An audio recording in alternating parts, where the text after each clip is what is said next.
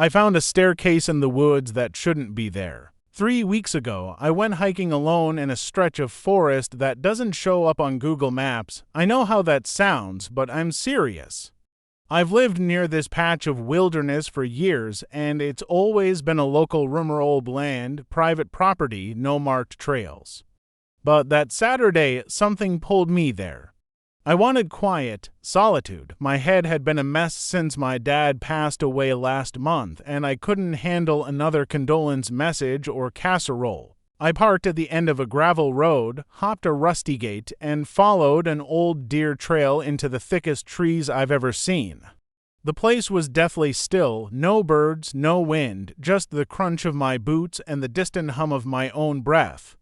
About an hour in, I found it. A staircase, freestanding, in the middle of the woods. No building, no ruins, just a perfectly intact staircase made of dark wood, sitting upright on a patch of moss like it had been dropped from the sky. No railing, no platform, just steps going up into nothing. I stood there, stunned. Part of me thought it was some weird forest installation. But it didn't feel right. The wood looked ancient but clean. No rot, no moss, no insects, like it had been protected from time itself. Curiosity got the better of me. I climbed it, and when I reached the top, maybe 10 or 12 steps up, I felt a sudden, violent drop in my stomach. Not like vertigo, more like falling without moving. The forest around me had changed. It looked the same, but wrong.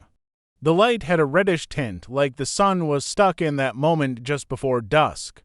The trees swayed slightly, though I felt no wind.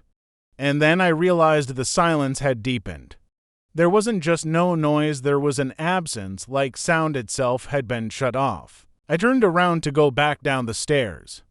But the staircase was gone, there was no platform, no base. I was standing on solid ground, no structure beneath me.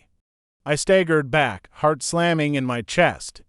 I looked in every direction and spun in circles, thinking I'd somehow moved.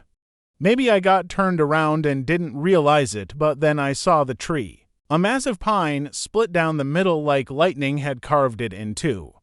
I had passed it earlier. I remembered the hollow at the base. Only now the hollow wasn't empty. A figure was crouched inside it. Watching me. It didn't move, just stared. And that's when I knew I wasn't where I had started.